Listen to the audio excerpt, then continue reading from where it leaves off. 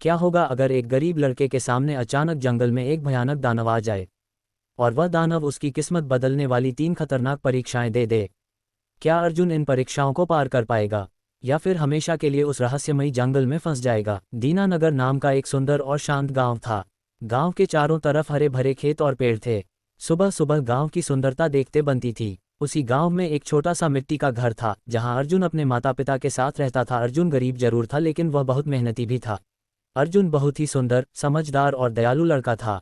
गांव के लोग अर्जुन को बहुत प्यार करते थे। हालांकि अर्जुन का परिवार गरीब था लेकिन वह कभी मेहनत करने से नहीं डरते थे। सब परिवार मिलजुल कर मेहनत करके अपना गुजारा करते थे। सुबह सुबह जब सूरज की पहली किरण धरती पर पड़ती अर्जुन और उसका परिवार खेतों में मेहनत करते। अर्जुन अपने माता पिता की हर काम में मदद करता था। खेतों में भी वो साथ जाता और मेहनत करता। गांव के लोग भी अर्जुन को बहुत पसंद करते थे क्योंकि वह हमेशा दूसरों की मदद करता था। अर्जुन सबका चहेता था। अर्जुन के माता पिता ने अर्जुन को काम सीखने के लिए दूसरे गांव भेजने का फैसला किया। जब अर्जुन को परिवार वालों ने बताया तो अर्जुन ने भी काम सीखने पर अपनी सहमति दी। गांव छोड़ने से पहले अर्जुन ने अपने माता पिता से आशीर्वाद लिया। अर्जुन ने अपने सफ़र के लिए अपना सामान पैक किया और गांव के रास्ते पर अपने सफ़र के लिए निकल पड़ा।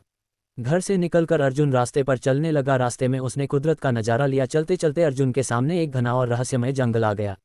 लोग कहते थे कि इस जंगल में अजीब अजीब घटनाएं होती हैं, लेकिन अर्जुन बहादुर था इसलिए वह जंगल के रास्ते ही आगे बढ़ गया। जंगल बहुत शांत था और चारों तरफ ऊंचे ऊंचे पेड़ थे। चलते चलते अचानक अर्जुन को किसी की अजीब आवाज़ सुनाई दी। अर्जुन तुरंत पीछे मुड़ा लेकिन वहां कोई नहीं था। अर्जुन थोड़ा डर गया लेकिन उसने हिम्मत नहीं हारी। वह धीरे धीरे आगे बढ़ता रहा। तभी अचानक जमीन हिलने लगी। अर्जुन ने देखा कि उसके सामने एक विशाल और डरावना दानव खड़ा है।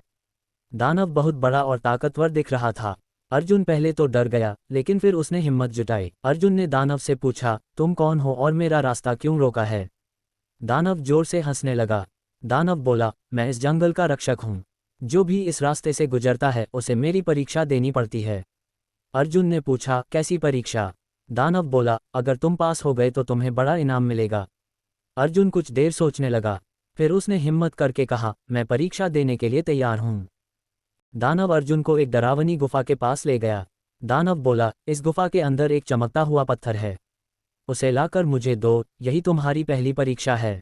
अर्जुन बिना डरे गुफा के अंदर चला गया। कुछ देर बाद उसे एक चमकता हुआ जादुई पत्थर मिला। अर्जुन पत्थर लेकर गुफा से बाहर आ गया। दानव अर्जुन की बहादुरी देखकर खुश हो गया। दानव बोला, लड़के मैं तुम्हारी बहादुरी से बहुत खुश हूँ। अब दानव ने दूसरी परीक्षा शुरू की।